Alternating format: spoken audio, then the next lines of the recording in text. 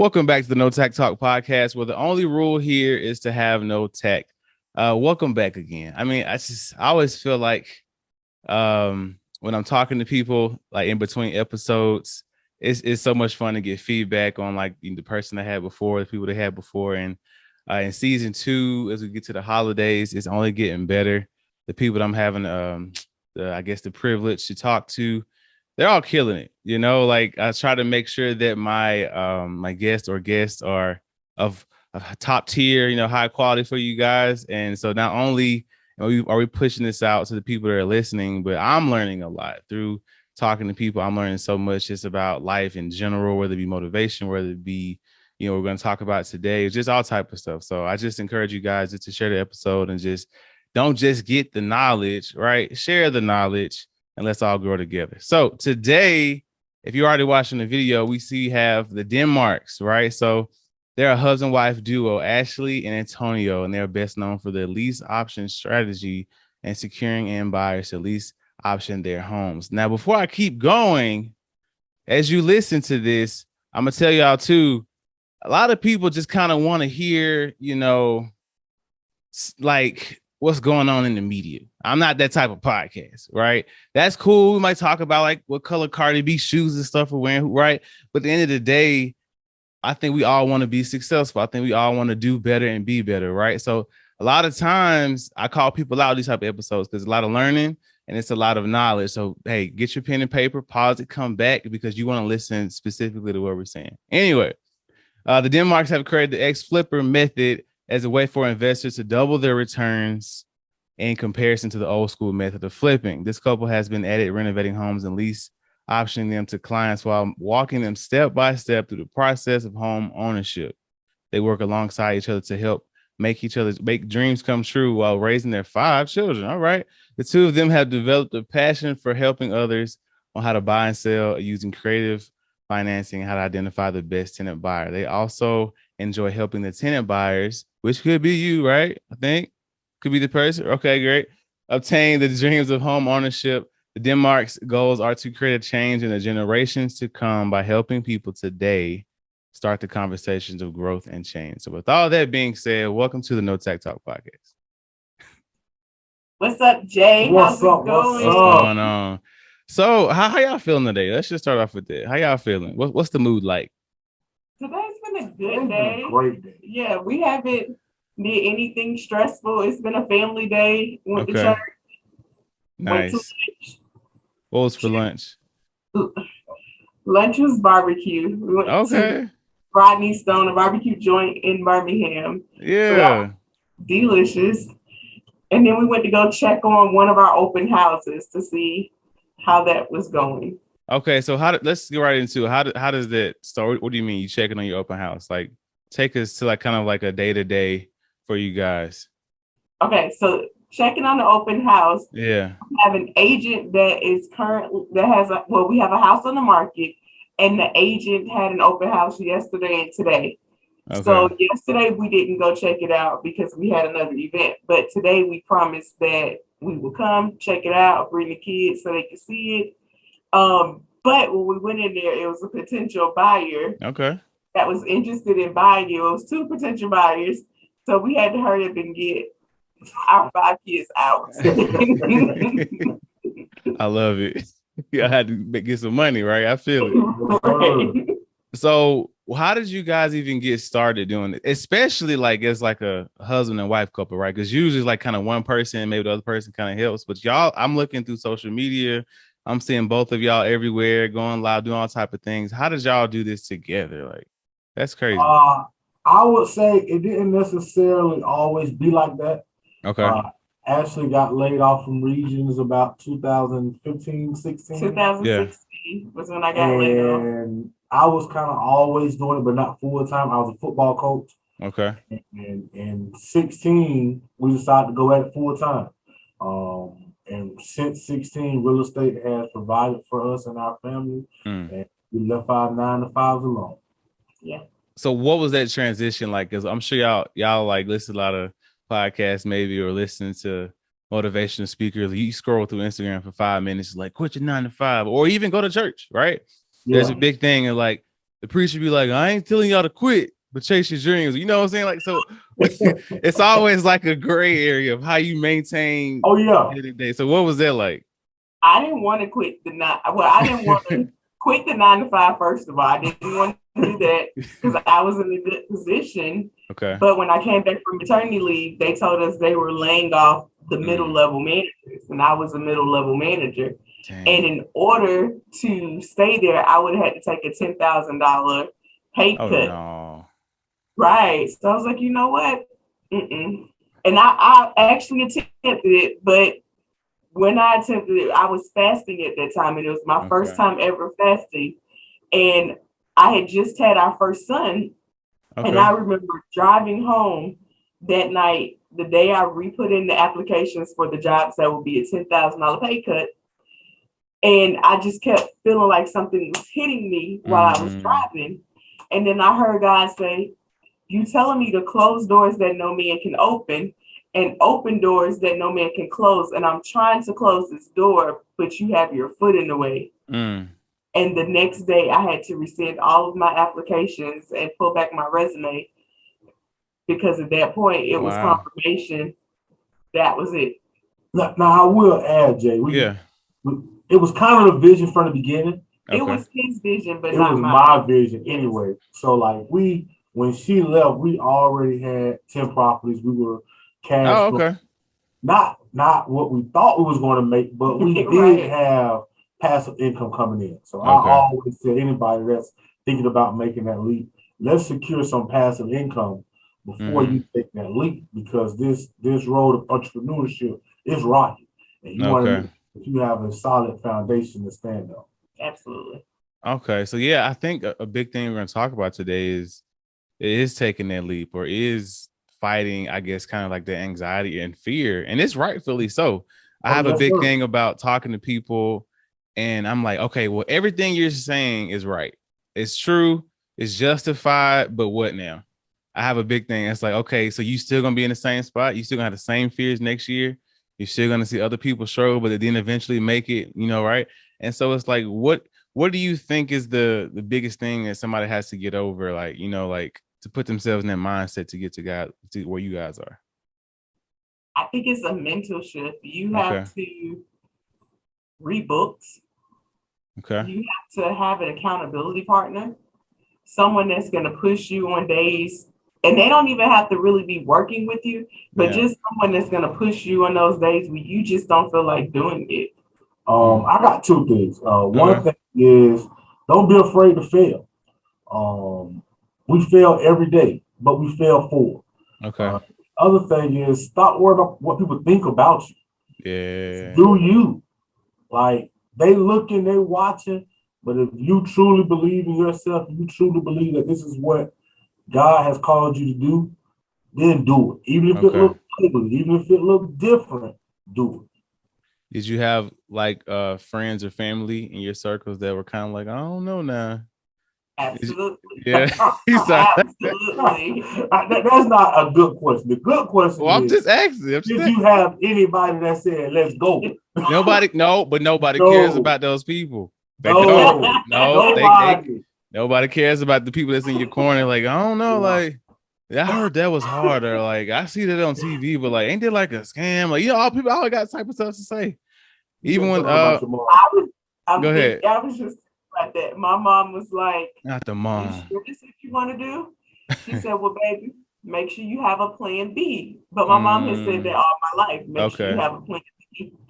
And I think this was the first time I was able to articulate it to her, or I was bold enough to say it to her. And I was like, well, my plan B is to make sure plan A works. That's what I'm talking about. No plan B. She paused for a minute and she was like, well, okay, baby.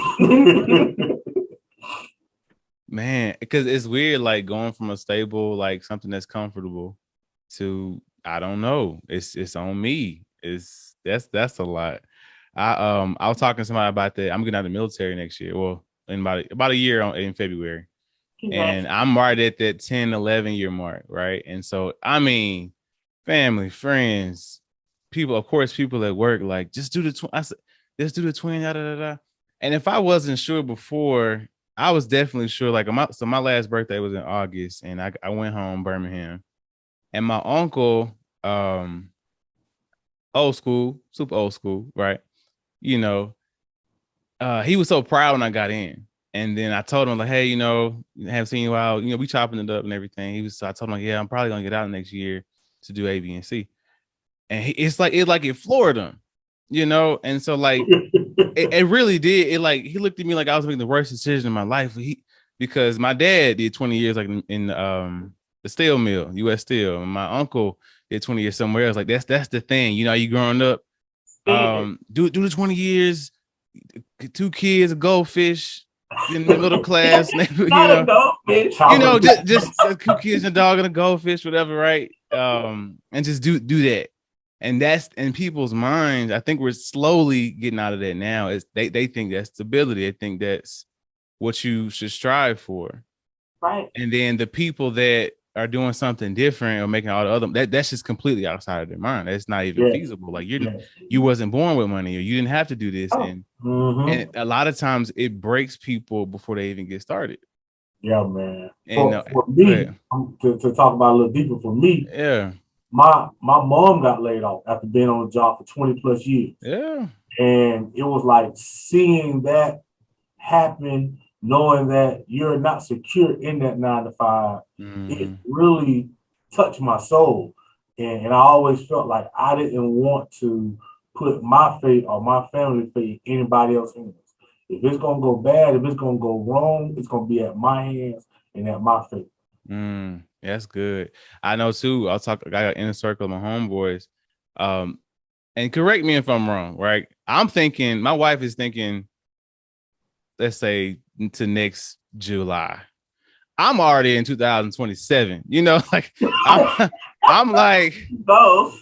I'm like thinking, because it's on me, and that's the old school like Southern thing too. But like because my wife, she's a doctor, makes great money, but it's still in my head.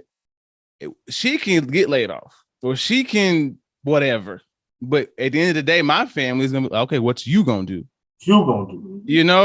And I know, and seeing my wife doing her thing, I still always felt like responsibility as a man. I want to ask you about that too, as far as 5 children, wife, holding it down, pushing it out there. Your Facebook name is X Flipper, like it's you in it, right? It's like, how do you as a man kind of deal with that? Because I have so many episodes with talking to men, just as far as like pressure, being a black man, especially. How do you kind of deal with that and push forward? And this might be cliche, but I promise you it's not me, man. Okay. I lean on God, and my faith is heavy. I grew up in the church, and I believe with all my might and all my soul that all things are happening for my good. Yeah. Whether good things or bad things. Yeah. I believe that he's leading me down the path he wants me to go. And at the end of the day, we're going to be where he wants us to be. Okay. And then now for you, how is that in supporting and then being that rock and foundation, which is what I think it is? Y'all correct me if I'm wrong. This is my perspective. No, facts. How is that pressure on you? Because we don't have no kids yet, right? So we doing trial and error with my dog, right? My dog. I'll give you an example. So we were learning. We needed this too, because we've been, I think, married about 5 years. Yeah. And so she's more strict because her parents are more strict in some areas and like training them. Like, I mean, just small time examples, not a comparison, just saying.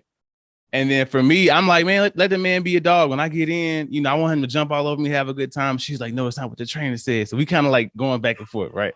And so I see, like, with me, he's like wants to play, but with her, it's like the maternal thing. He like wants to just relax around her. The mom has like that different effect, right? So we're kind of seeing like what roles we're gonna play. But I do know that, hey, she might do a little more to training, or like the stuff that she does like around the house. I'm seeing that for the future. Y'all, I mean, men is in one area, but y'all really like where the rubber meets the road. So what is it like for you? And then on top of that, having the business and all type of stuff. What is it like for me? It's never a quiet moment. It's not gonna be quiet moments. I try to cut off work at a certain time. Okay. So that I can spend time with the kids and spend time with him. I more so, when it comes to supporting him, I pray to God that he leads him and gives him wisdom. Yeah. So once I pray to God, if he tells me something that he's like, I think this is where we need to go, I'm going to trust it. And if I don't trust it for some reason, I'm going to pray about it and ask God to show it to me in a different light. Okay. That's so what that happened way with I us. can follow. Yeah.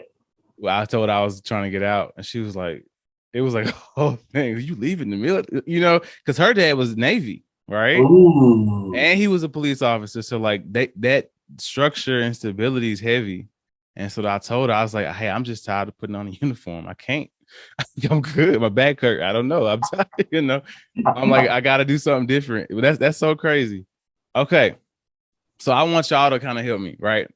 Okay. Even when we read the bio, got kind of confused, and I want y'all to like really kind of make it Barney style. I'm like, okay, I want to get started. Let's say I'm coming to y'all, right? I'm like, okay, I want to make more money. Obviously, that's usually most people's thing. Usually I try to attach something to like, hey, I want to have generational wealth for my family, give them a why, a reason, right? But if I come to you right now and say, hey, how do I get started? What do I do? I'm lost. What's the first thing you say? First thing I would personally say is find you a mentor or some type of coaching program. Get some education. Okay. That's kind of the first thing I would say on. Okay. If you're looking at real estate, I would say on real estate or whatever you are planning on pursuing. I want to do what y'all do. If you want to do what we do, I would say get some coaching, get some training. That's the first thing. And I'm not even saying this from us, just from somewhere. We are heavy believers in education. Okay. From college graduates to paying for other mentors and coaches. Yeah. The first thing I would say do is get some training. The second thing I would say do is learn how to find properties. And for us, we got an easy step on how to find properties. Okay. First thing we're going to do is get you an email that only properties go to. Okay. Nothing else. Only properties are going to this email.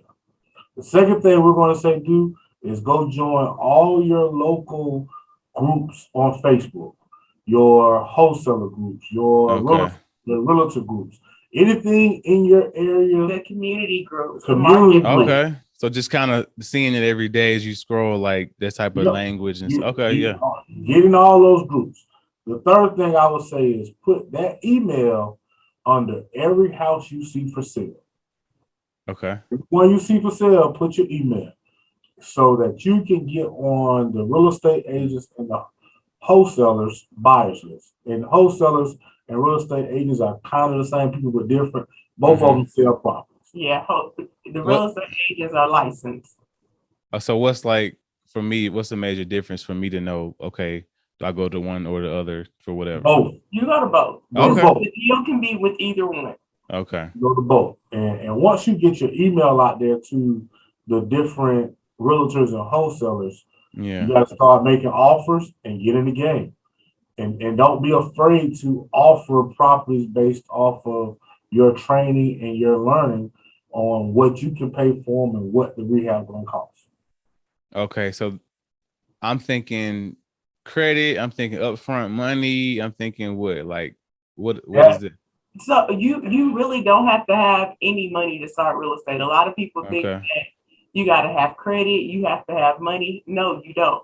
You can start real estate with absolutely no money. Okay. You just may have to get a partner, and maybe your partner has the money or your partner has the credit. So whatever you don't have, find a partner that has it if you don't have it. How do I find a partner? So you'll have. I'm just asking. I'm just okay. So here's one way you can find a partner. Okay. Say you are going to get your hair cut, and you're talking to your barber. Your barber's like, "Man, I got to do something more than just cutting my hair. I just put my money in a savings account," and he's just like still in the game. How much are you making on that savings account? I don't know, like 1-2%. Okay. What if I told you we can go 50-50 on the deal if you help me fund the deal? I'll manage the rehab. I'll find the house. I'll manage the rehab. Do all the groundwork. I'll do all the groundwork. And we split it 50-50. 9 times out of 10, he's gonna tell you yes. Okay. He's at least gonna be interested. Yes. So Okay. that's one of the first conversations that you can have with finding a partner, or even finding a private money lender, which is someone that's not a bank, that has money in a 401k, that has money in the savings, and that's looking to make a return on your investment. ROI, first acronym. Yeah. We call it a pro tip. I'm gonna give you a real good pro tip. Okay. Whenever you're thinking about asking to be a partner, go to them and say, "Hey, do you know somebody that's looking to invest in real estate?" Yeah, take the pressure off. Take the pressure off. Hey, I got a property, or looking at a property that we can potentially make some money on. I think you might know somebody that can help. Okay. And tell them about the deal. And tell them how much I think together, me and this person can make $30,000 off of it if we do it right. They probably won't have to invest nothing but $20,000 or $15,000. Immediately, it's a red flag. Yeah, that light will go off. Wait a minute, and I said red flag, but that's a light bulb. Light bulb will go off. So I think too that I guess whoever wants to get started will have to kind of have effective communication, right? Oh man, yes. I think that's part of the research too, because a lot of people are just kind of scared to talk to other people. Yes, you gotta, but that's why I say you gotta start with education. Okay. Because to be able to talk. Talk, because you can role play and learn that. That's okay. Yes. Okay. So I got a partner, and so now, what type of property am I looking at? Like the $20,000 property? I don't know if it even exists. Like $100,000 property. Like what's it look like? The $20,000 property does exist, but it's trash. It's not one that lenders really want to lend on. Yeah. Okay. So we'll do simple numbers. Okay. Say the property costs $50,000. We'll go $50,000. Say once it's fixed up, it'll be worth $100,000. Okay. The rehab on it is $15,000. So if you buy it and rehab it, you're going to be all in at $65,000. Okay. You can get a lender to lend you the purchase and the rehab, and it'll cost you points and interest. Points are basically interest, and they'll fund it to you. Either they'll ask you for a down payment, depending on some, because all lenders are different, and some won't ask you for a down payment. Okay. As long as you're in 65% of the ARV. So if it costs $50,000, your renovation is $15,000. That's 65%. So 9 times out of 10, you're coming into that deal with just the points, interest, and you're closing.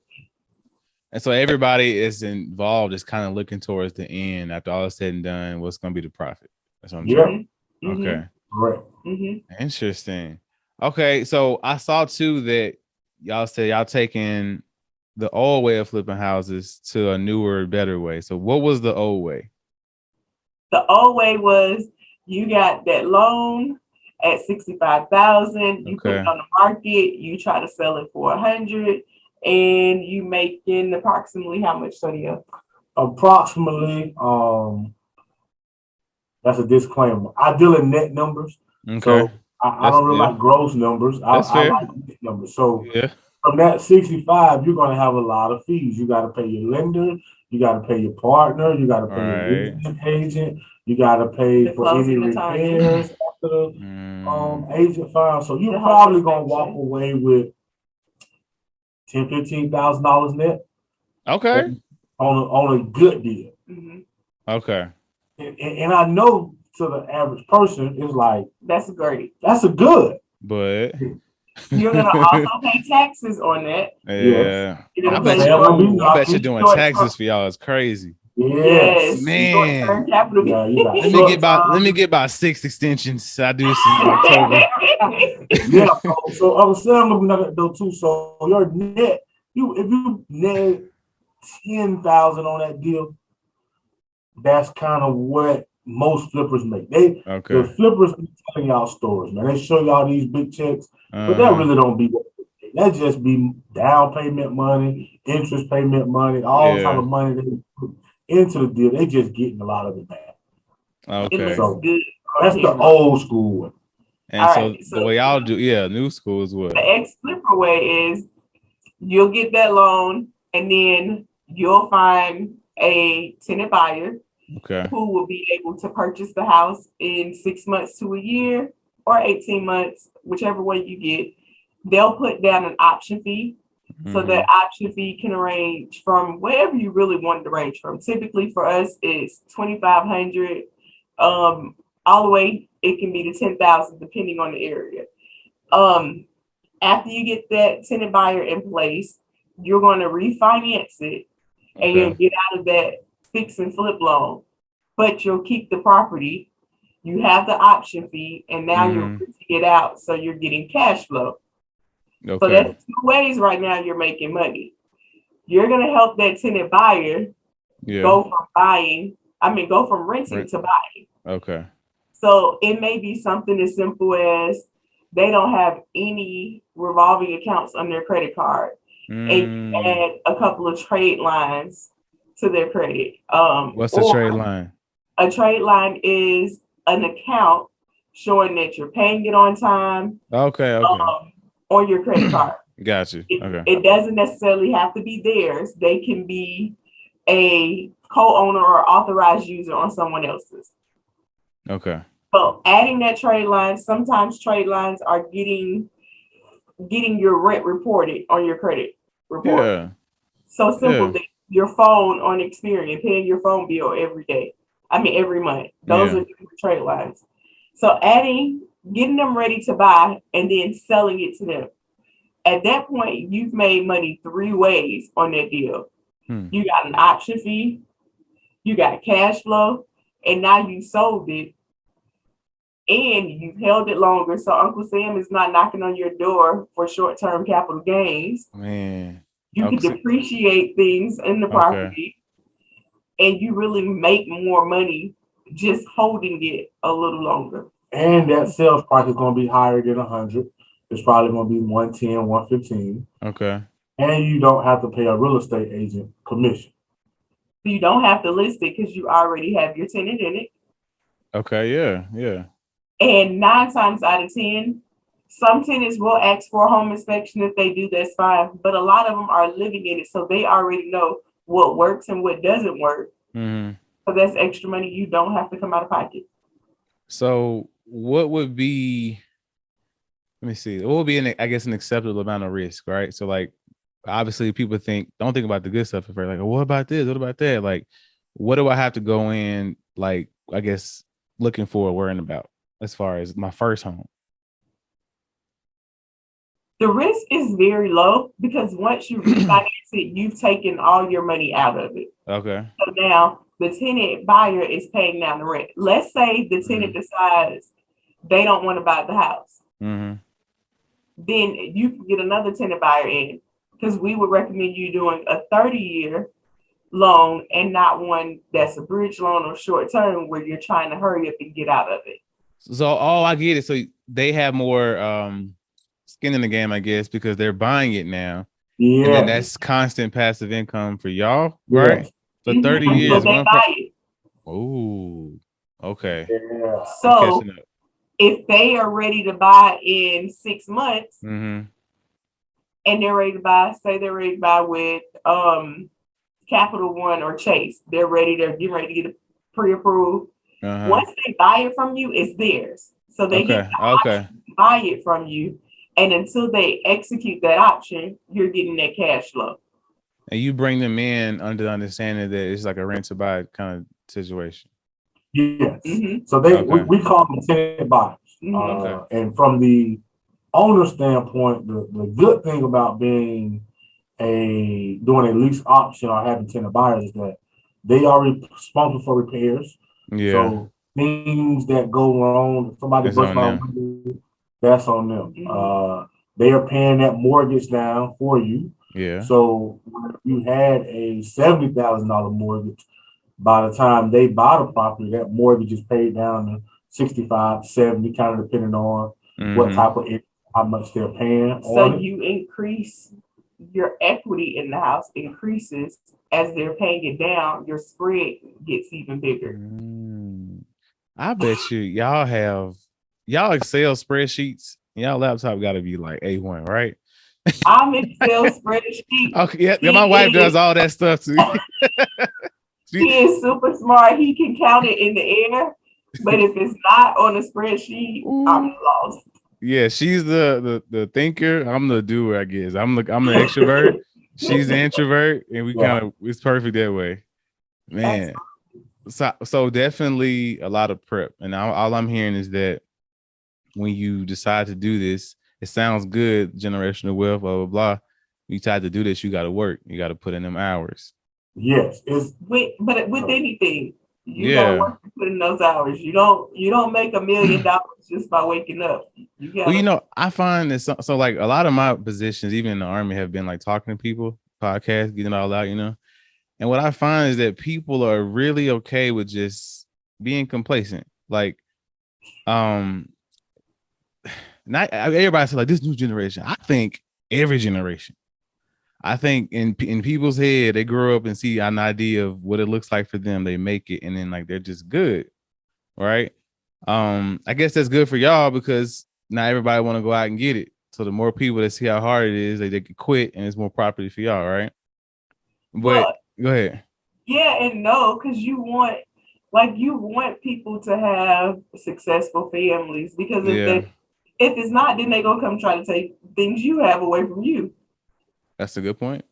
So if you can teach more people how they say you teach more people how to fish, versus them coming to the table, they can fish forever. Yeah, that's true. I always wonder what the why is for people to want to go to that next level. Like, is it for you guys see more of your children, more of like passing it along, or like personally, where does that drive come from to kind of want better and more and to be in that next, tax bracket? Like, I think my pastor said it best today. He said all the time,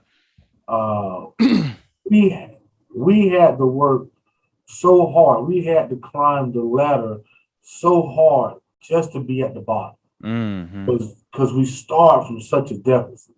And our goal is to make sure that our kids aren't starting from the bottom. We want to make sure that we're giving our kids a head start and a jump start on whatever they want to do. We're not pushing business on them, but whatever they want to do, it's not a thing to where they got to start from the bottom and work their way all the way up. So for us, that's kind of our goal. Yeah. And like for me also, on top of the kids, I have my sister and my mom that's in the business with us. So I feel like if I fail, I'm failing them too, if that makes sense. Yeah. So you got family working with you? Got family, yeah. Oh, it must be solid. They say never go to family, right? Or what? I'm just asking. I would say it's a myth. It's all in leadership. It's all in how you communicate with people and with your family. Not saying it is a breeze, but we all know the goal is clear. We all know the vision is clear, and we're all working together to accomplish. Contracts involved or no? Or just understanding? No contracts. Would they ever be? Okay. A lot of meetings. Yeah, making sure everybody like on the same page. Because you talking to somebody who don't get it, and you feel like you're doing a lot of the work. You're like you're not on the same wavelength. I need you to have the same excitement for this, whatever. Going back to leadership, about being the leader, you got to help develop your people. You just can't stick them into roles where they're going to be stuck forever. They know the vision is not to work for us forever. The vision is to help us build whatever area they're in and to help them build their business based off of what we're doing or another direction they want to go.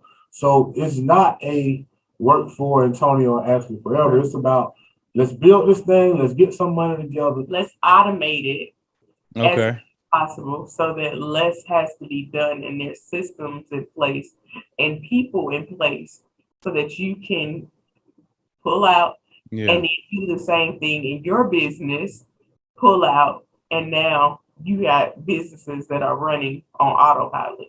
So what is that? What does autopilot look like? You mean like a low scale version of like, okay, cool, I'm in a pretty good area. All right, I'm in Dubai for 2 weeks and I'm not checking my email. That's autopilot. Yeah, that's a good one. Yeah, I like that too. I think we got to a place to where, well, my first big like money moment, I guess, was like I went and got gas, and I didn't have to like look at it. That's like low level. And that's life though. But as a kid, I'm sure you was raised only put $5, only put $10. Listen, I don't know if y'all remember some Cat Williams special. I was thinking about that. He was like, I was putting gas in my car. I was like, did I eat today? You know, he went past $10. He was like, did I eat today? I gotta make sure this ain't too much money. Facts though, facts. Yeah, and so people got it, man. I think big for me, I motivate a lot of people. We motivate a lot of people on the podcast. I think, like, I think you touched on it too, Antonio. Like, you got to get tired of being tired. You got to get tired of like being in those first and 15th months or first of the month situations, or having to count whatever. Or the coupons are cool, but you know what I'm saying? Like having to live like that. Yep. And I always impress upon people. Like, I'm not trying to say, hey, you got to go be this super billionaire guy, Mark Cuban, whatever. But like, if not for yourself, the people around you, you got to want better. Like, I feel like everybody got like a little gumption in them, but it just, like we were just meant for more. Like, you got to believe that this can't be it. And that's why I was saying in the military, like the biggest structural organization alive, right? This can't be it. I wake up, I do PT, deal with these soldiers every day. I come home tired, go to sleep at 9 o'clock, wake up at 4 o'clock again. I like, this can't be it. No, it's not it. Life is different. Definitely. That's good. Okay, so now where we leave off at? So I got my team. I have somebody who really with me. So that's, again, making a conversation, somebody who's like on the same wavelength. I'm under you guys, I guess, or I'm just still doing my own thing under y'all's leadership. Okay. Under our leadership. Mm-hmm. Okay, so I'm able to call me. Oh my God, I don't know what to do. Right. So picking properties, and so I assume, I guess, what plumbing? You probably looking at plumbing, the floors, and you looking at houses. What do you look for? And that, like the I guess the red flags for a bad house or good house. You're gonna look for your big ticket items. Look at the roof. Okay, yeah, roof. If you see shingles that are lifted, 9 times out of 10, there's water coming in somewhere, or about to come in. So you may need, if it's a lot, you may need that roof repaired. If it's just one that's lifted up, you can probably get someone to replace that shingle and push it back down. Okay. You're gonna look and see if there's an HVAC unit. Okay. Or if there's a furnace, is it gone? You're gonna make sure the plumbing is still there. And we don't want copper pipe though, right?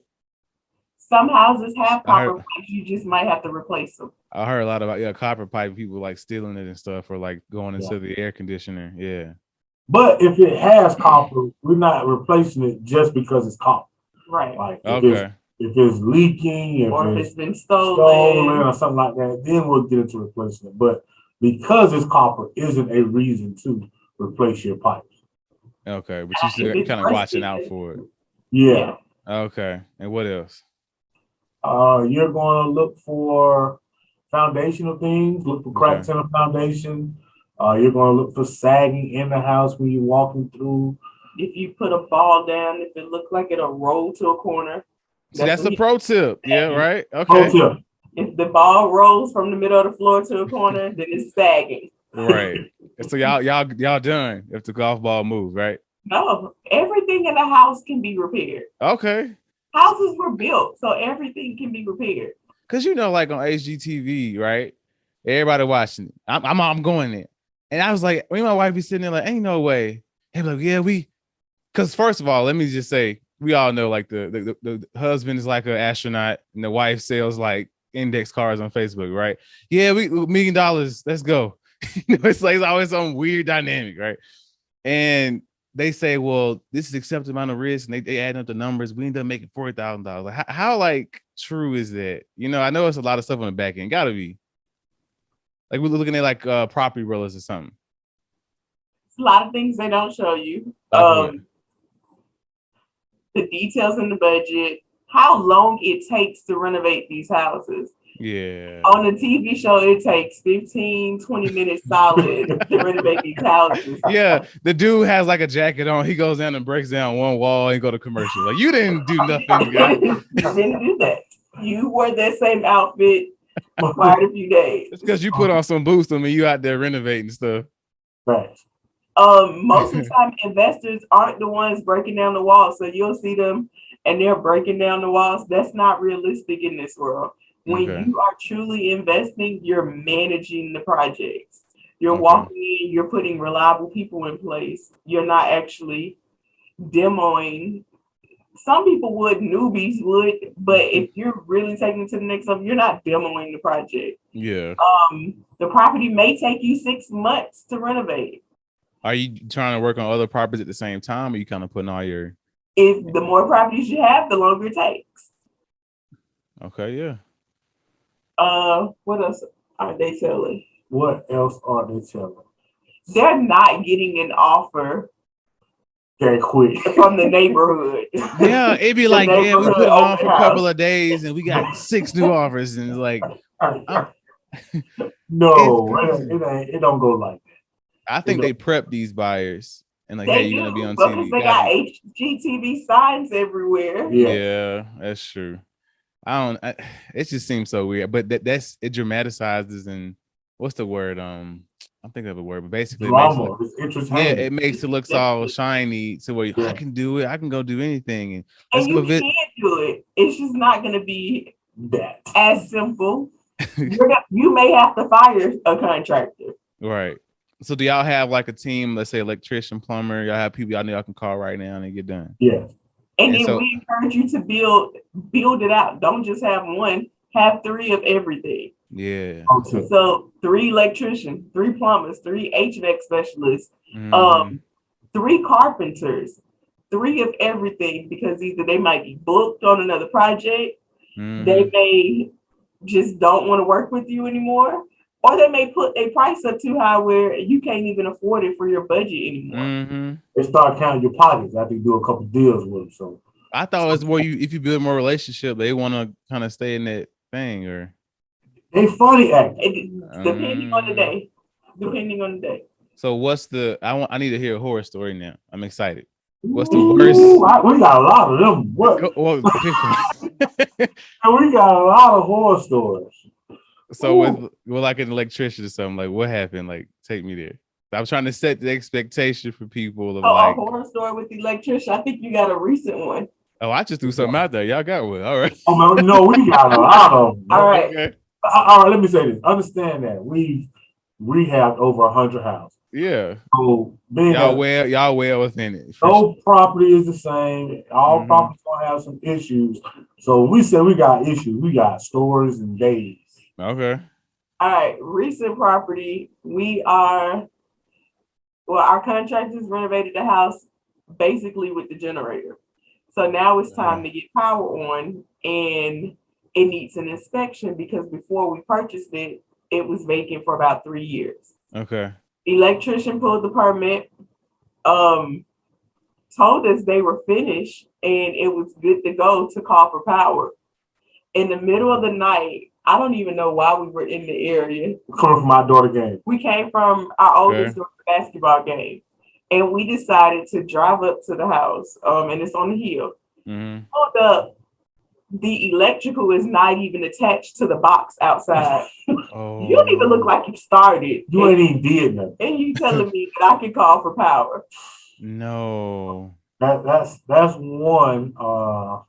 Another one is I paid a handyman to go in and change all my plugs and switches. Right. In the house. Trying to save money. Trying to save $1.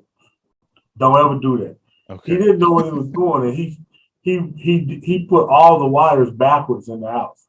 And it's just from changing out the plug and the switch so that it's not beige, they're white. So putting just new plugs. That's kind of simple, yeah. You think it's simple, but he crossed everything up so bad that I end up paying more money for the electrician to come out and troubleshoot the lights, the switches, to even find where the problem was. Cause like he shut off like all the bedrooms. Like you couldn't plug anything up, turn them lights. Yeah. And then he said, "Oh, it was already like this." It was. It was not. But it just really takes one of them to really be done the wrong way, and it can shut off. Yeah. So, do you? So at what level do y'all stop trying to, like, I guess, fix it? I guess a lot of stuff y'all go in there and might paint yourself or do whatever, right? No. To save cost. Oh no, not anymore. If I'm just starting out, am I doing that? Am I kind of like working on stuff, or I'm still going on the people? And let me address this real quick. We want to teach you how to be a business. We don't want you to come into real estate and have a job. We are about automation. We are about systems. We are about scaling. So we want to teach you how to do that from the beginning. If you can't buy a property and rehab it without touching it, that's not the property for you. That means you're buying it for too high. You should be able to buy a property at an amount that you can pay for everything to get done. Yes, and not pick up a hammer, not pick up a paintbrush, or do anything. Yeah. I like it. But I think the problem sometimes is people put their feelings into it, and then they see a house and they're like, I want this house that's $150,000 to look like a $300,000 house. So I'm gonna put this type of tile in it. I'm gonna trying to be fancy. Okay. I'm gonna change the formats of the room. I'm gonna make the closets bigger. But instead, you should be looking at the houses that sold in the area and what type of state they were when they sold, and all you gotta do is match it. Because that is kind of weird too. You see this super dope house, and the rest of them kind of regular. That's weird. Yeah. It kind of makes your house stick out for a lot of reasons. Yeah, agree. Okay, see, I'm halfway there. Yeah, you there now. You there.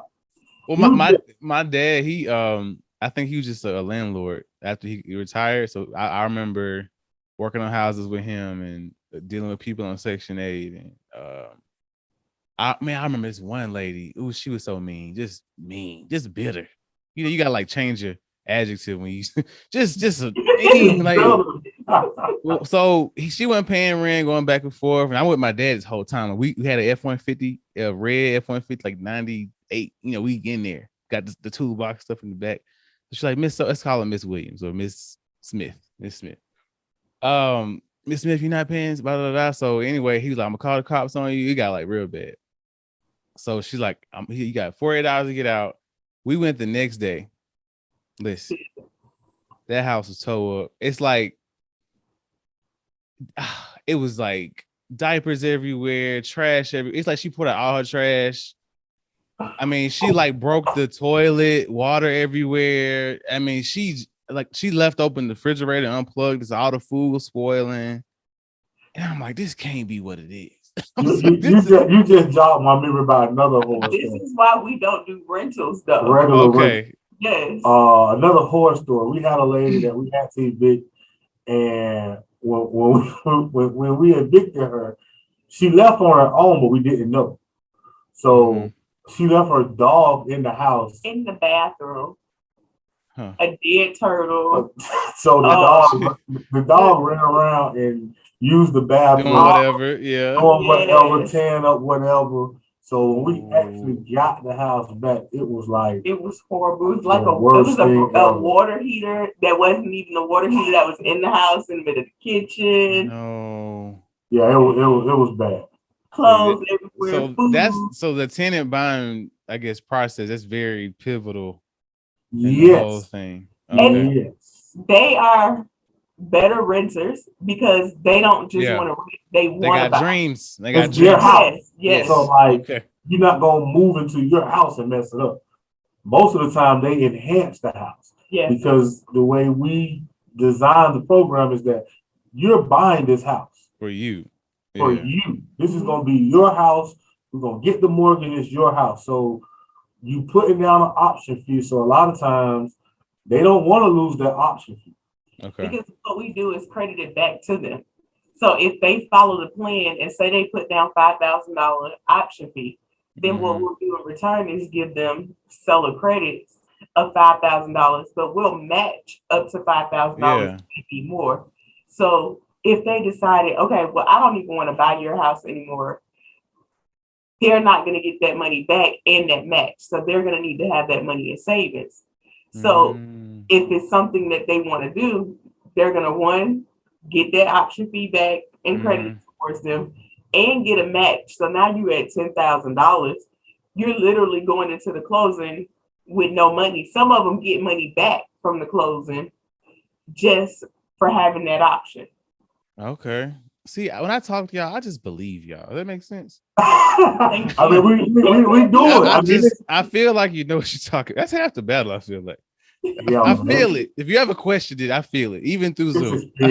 It's a spirit, and we've helped so many people. We have so many houses that it's just natural to us.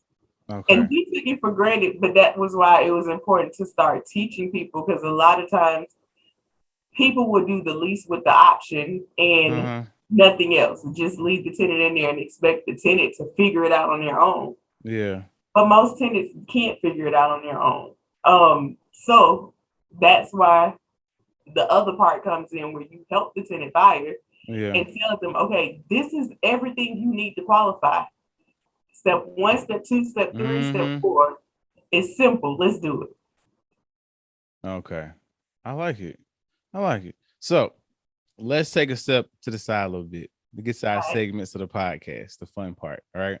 Let's do it. I'm learning a lot, by the way. I love this. And I said it in the beginning too, because a lot of people, this will go over their head. They'll even skip the episode. I'll be honest with you. I had a guy, he's in my inner circle, the financial consultant. And I did a video. If you scroll back, you'll find it. But I was like, hey, I think at the time I'm getting like, I don't know, 300 people to listen per episode or something. And then this one was like, I don't know, 50. Right. And I was mad because we always say, and everybody always on Facebook, somebody, I want more, I want this and the third. But when it comes to learning, you hear, I forgot what I named it, like finance something or whatever. People just can't. Yeah, they want to hear all this drama and stuff, but like when it really comes to something, I'm inputting this right here too. So just in case y'all forgot, when it comes to something I'm looking at y'all ebook right now, developing the plan, telling people what to do, not to be greedy in the process, like knowledge, right? Proven practices, it becomes a lot, and it's not. Y'all breaking it down. So I just appreciate y'all with what y'all doing. No problem. We just appreciate you. Yeah. So first question, first segment. This is the random question. I already picked it out of the day of the episode. I thought this was a really good one.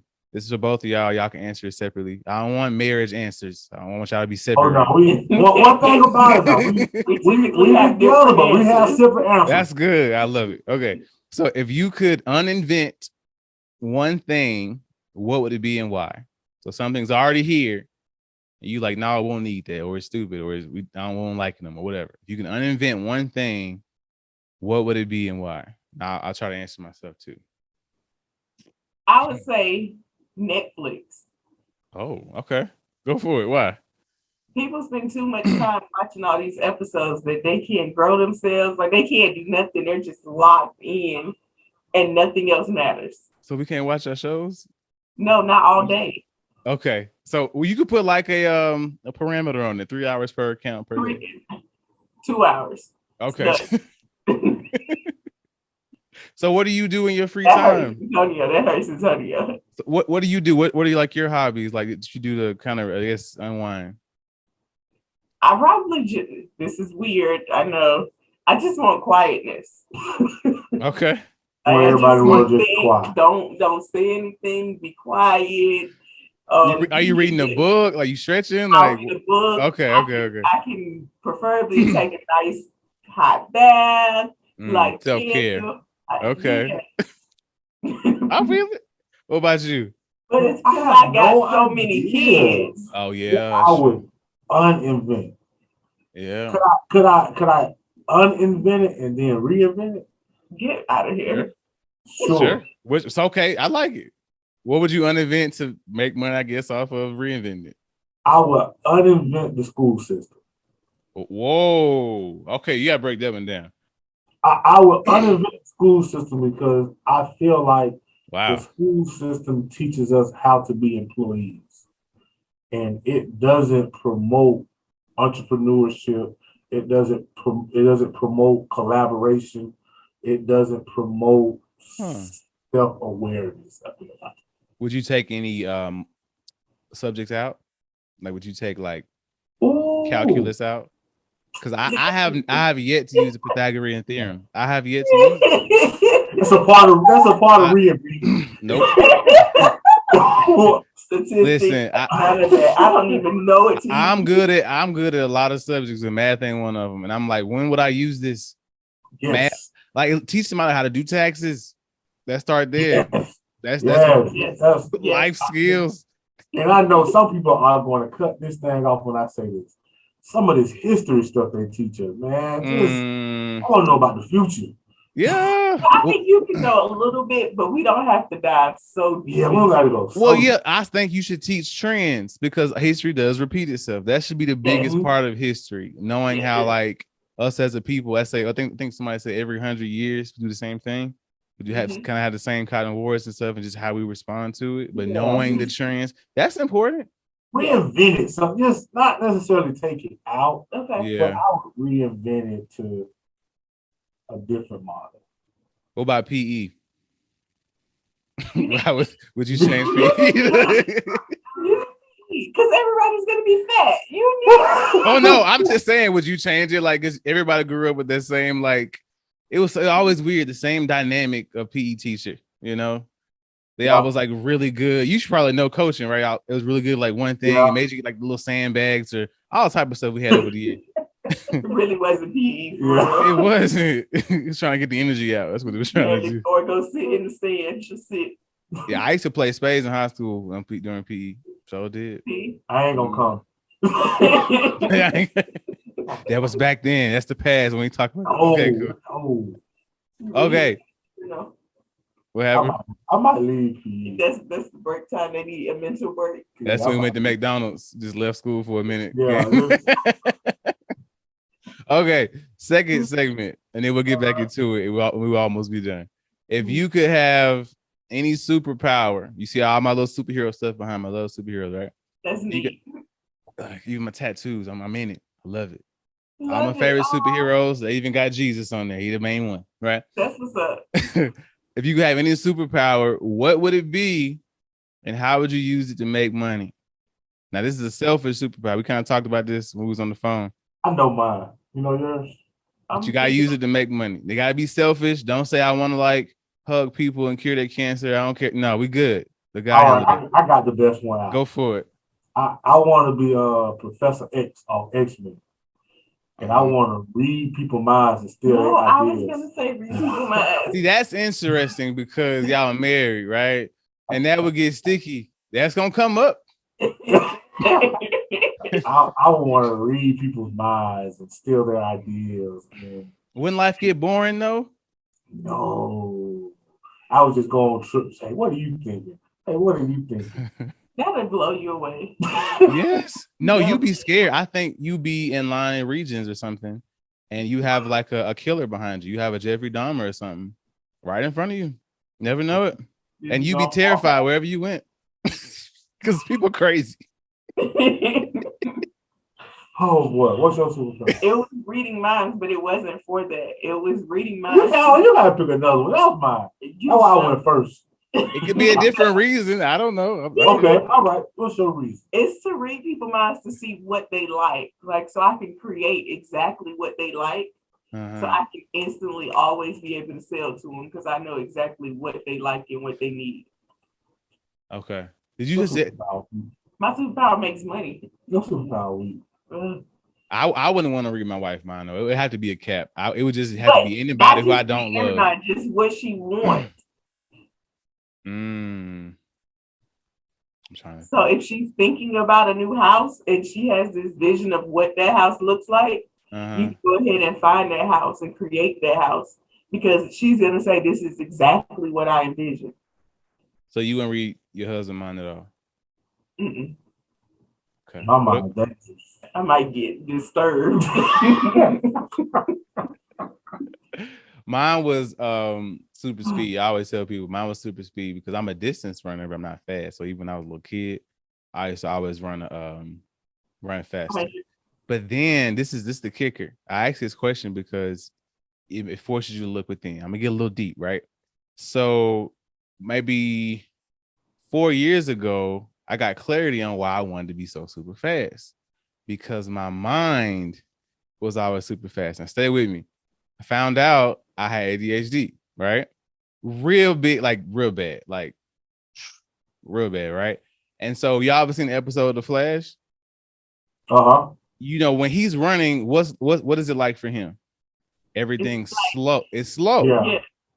I always wanted I thought it was physical, but it was mental for me. I wanted to slow my brain down because when you have ADHD, like I swear I got 7 different thoughts in the back of my head right now, you know? And so like it was deep. And so I was like, I want to just slow down because my life is so fast. So it was kind of like an inverted reason to want to be fast because when you're moving at that speed, everything else slows down. I say that. So for reading minds, it's kind of like a control thing, which makes sense because y'all entrepreneurs. It's all about time hacks, money, and whatever else. Now it sounds like it's for different reasons, which is cool. I love it. Y'all talked about that, but it's okay if I want this thing that will help me out, benefit me. We feel like we don't have a lot of control over things, so we're constantly trying to kind of nip it in the bud. And the only thing about that is you never have a day where, hey, I'm done controlling stuff. No. But you look at all the 100 plus properties, people under you, 5 kids. I probably want to read mine too. You know? So I think that's always a good date question, or it's a good like if you beating a friend or something like that. Hey, and it's completely out of the left field too. Hey man, if you have any type of superpower, what would it be? For I think 100 episodes, I never got the invisibility one until just recently. I used to always use that as an example because I never thought anybody was gonna say it. So someday, one day a lady said I want to be invisible, and so that was when I first started kind of getting into like the superhero kind of world. Usually people that want to be invisible, they have self-esteem issues. Right. You know, and so like if you look at so she said, I want to see, I don't want to be. I want to just see. I want to just be like a fly on the wall, not for like to get insider trading tips or to see who doing. She just said, I just kind of want to just go exist and be invisible because that would cause her to be, not be seen. Isn't that crazy? Interesting. Yeah. So if you look at any type of power, I don't know, being Superman or that whole dynamic or being super strong or whatever. If you're super strong, you probably feel weak in a lot of areas. I want to be strong. I want to push past my insecurities. That's a lot about what we talk about on here. So I think that is so deep. Yeah. if you look at like the writers and even like Stan Lee, whoever else, like they created these like the X-Men thing. They Professor X. What was the other guy? Xavier, I don't know who it was. No, it was the Magneto. That was Martin Luther King and Malcolm X. They created was the X-Men off of them because Professor X, he wanted peace, and Magneto was with them hands. He said, "No, y'all not gonna accept us, so we gonna make everybody else mutants. We gonna be Black Panther. We gonna do whatever, and push the issue." Instead of being peace. So that was the direct dichotomy of Professor X and Martin Luther King Jr. and then Magneto. I did not know that. Me either. That was it's crazy. Now I'm gonna look at it. You was not gonna go watch no X-Men. Wait, baby, Tanya. So let's finish up. So I think we talked about most of it, unless I missed anything. So please. No, we just here for the ride. Okay, good. So I want to talk about. It's only thing I really didn't understand, I guess I couldn't look up, was a gap funder. Did we talk about that? Like getting funding? That's like we talked about it. Well, can we double back a little bit? All right. So a gap funder is your partner, a private money lender, someone that has some money, wants to make a return on their investment. Okay. Yeah, okay. And they'll basically get the deal started for you. Oh, that's pretty much it. Because I'm reading it. I'm trying to find things that would kind of look confusing to me. So like when we say gap funder, what we do is we use the gap funder to create 100% funding. So we will borrow 80% of the fix and flip loan from a hard money lender, and then we will borrow 20% from the gap funding, which create 100% funding. Okay. So the 20% person is the person we call a gap funder. So once we borrow those funds, we're in a deal with none of our own money. And once we refinance, we pay all of them out. Now we have the property with the note on it and a tenant pipe in place. With none of your money out. Okay, so basically, and I'm putting it all together. What y'all do is y'all kind of like let me see. So I come to y'all to create my own business, to not touch the property, to help people, or to be under y'all initially, but to ultimately be on my own, to create wealth, not just money, but wealth, to be in Dubai for 2 weeks and not have to look at my email. Bingo. Okay. I love it. You got it. And it sounds crazy, but we have people that are actually executing. Yes, they're actually executing it without any of their own money, without any of their credit. And some people have their money and have their credit. We were talking to a young lady yesterday. She's like, I got enough money to buy my own personal house, but I really want to invest. Where are you living? She was like, well, I have a personal house. Let's stay in your personal house. And let's take that money and maybe you can invest it in 2 or 3 properties versus just one. Yeah. Do y'all believe in doing the with the duplex? So you live in one side. House hacking. Absolutely. Like that? If it's available. Okay. We kind of a little funny. So like our main strategy is lease option. That's who we are. That's what we do. That's what we look for. But at the same time, we say send all deals our way. Okay. So we don't just lock into only one way of investing. We're open to commercial. We're open to apartments. Whatever the deal, however the opportunity presents itself, we will take a look at it. Yeah, I think it's important to have tools in your toolbox. So as the deal comes, if it's something that you have to be creative on or do things that are outside of your norm, you can rely on those tools in your toolbox and just implement them. Okay. Do y'all feel like I missed anything as far as what you guys wanted to put out? Like, as far as what you guys do? It was a lot of information. I want people to get too confused. We just wanted to come chat with you, Jay. And I appreciate it. That's good. I know that in life in general, I think what you said was good. Was everything takes work. Even if you want to be low level, whatever, if you're the fry guy, you still gotta have the perfect ways to get them golden brown, right? And so I don't want people to ever get discouraged on hard work, on learning, on making excuses, or like, hey, I'm too old, or I'm too this, or I'm too young, or I don't have enough experience. And I think when y'all say stuff like, and I say stuff, a lot of stuff too, as you said, like you said, sounded cliche. I feel like the only reason things are cliche is because nobody ever does them, right? It just sounds good, and then people think, well, that sounds good, and they don't never do it. Or like, you go to church like today, and then you leave feeling good, but then Monday you back to doing the same stuff, right? And so it's like you, at some point, whatever your reason is, you got to figure out, how do I push myself? Insert your name here, listener, right? How do I get myself to get to the next level? Because for me, I always use myself as an example. I'm a hard learner, so I gotta get myself no other way out.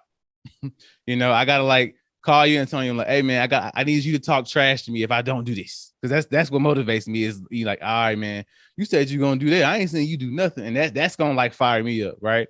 So I need stuff like that, and so you, personal listener, have to find what that is for you to ultimately get what you want, because you only dream for so long. You can only do the same thing for so long until you make it a reality. And just, do pick your one cliche thing, because a lot of quotes out there. I used to tell people to find a quote or whatever.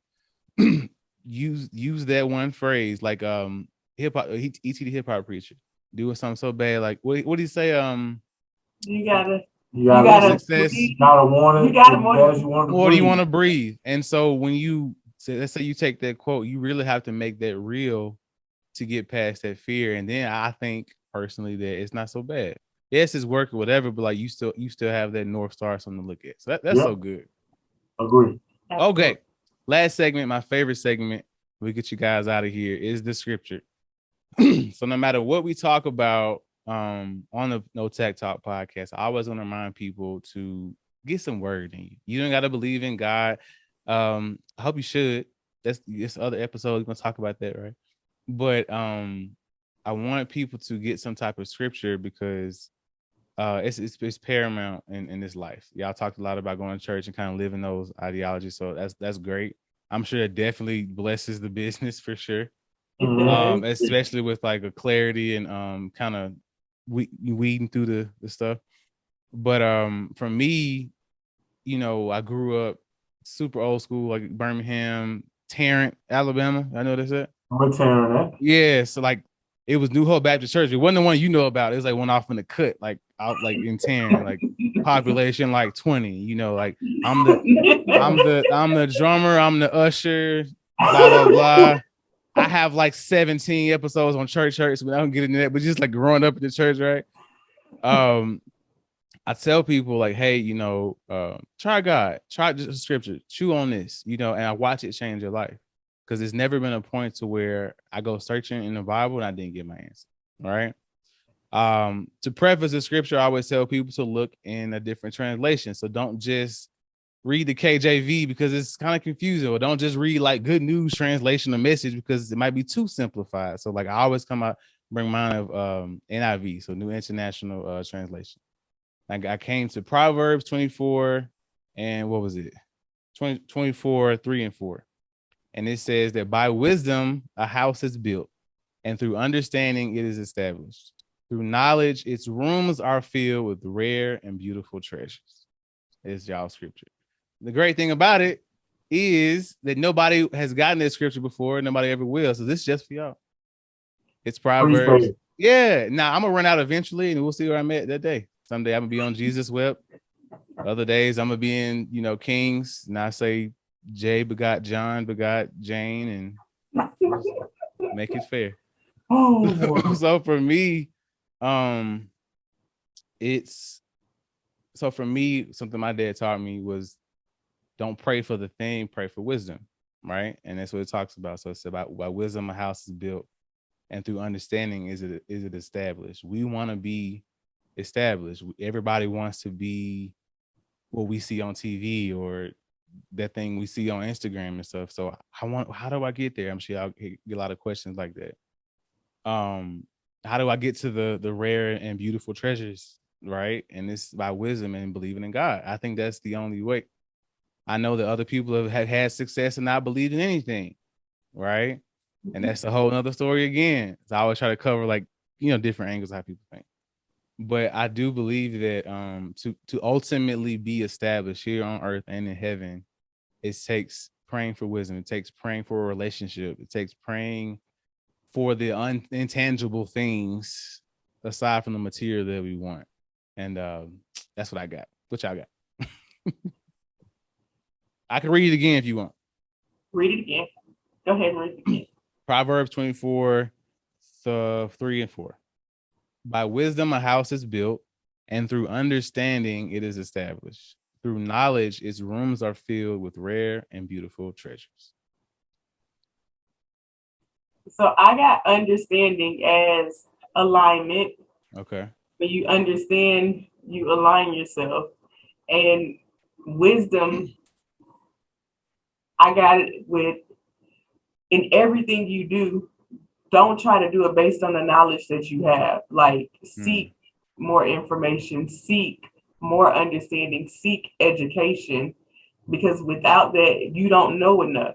But once and God tells you to seek for wisdom, ask for wisdom, and he will provide it. So getting that wisdom before you just jump out and say, I'm going to quit my job, or I'm going to start flipping, or I'm going to do something extreme. Get alignment from God, make sure it's according to his will, and then have him to send you that wisdom or that education so that you can do it. I love it. I'm probably the worst guest ever. No, you're not. But what I wanted to say is I want to touch on something you said. Okay. I know earlier in the show you said that you had you had a talk with your uncle, and Yeah. you kind of telling your visions and your dreams. Two things I would say: if you haven't read Rich Dad Poor Dad yet, that's a must read, Okay. and not just from a real estate standpoint. It's a mental book that will help shift the mentality or able to challenge the mentality you grew up with. And the second thing I would say from a wisdom standpoint is find a way to create passive income before you quit that job. Okay. Before you make that decision to jump, find a way to create enough passive income to, at a minimum, take care of your expenses. Okay. That's my take. That was your take on the scripture? Yep. It did all that.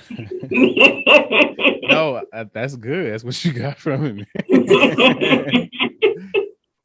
The room's gonna be filled with nothing if you don't got no passive income. I feel it. So great.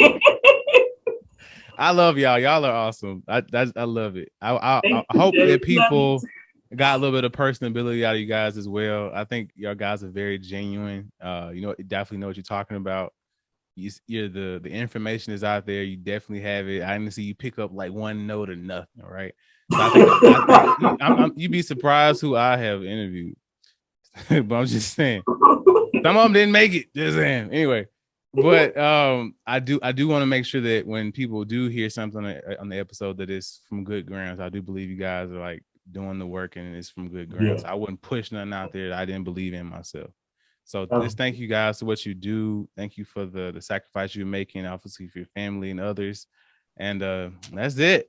Thank you, Jay. Thank you, Jay. Appreciate it. Yes, I want to say this. Just for everybody who's listening to the podcast, I'm gonna send it to Jay, but we're gonna give you our free book on how to invest in real estate without using any of your own money. So that should help you jumpstart and do it if it's something you're interested in. Yes, awesome. And how can we reach you? Where do we find you? What's the best way to contact you guys? Facebook, you can find us, the Denmarks, IG, the Denmarks. If you want to follow us personally, I'm Ashley Denmark on Facebook, and he is X Flipper on Facebook. The X Flipper method. I love it. The X Flipper. I love it. That's dedication. Cool. Well, this has been another edition of the No Tact Talk podcast. It's always a reminder to live life on purpose and to always live with a little no tact in your life. Peace.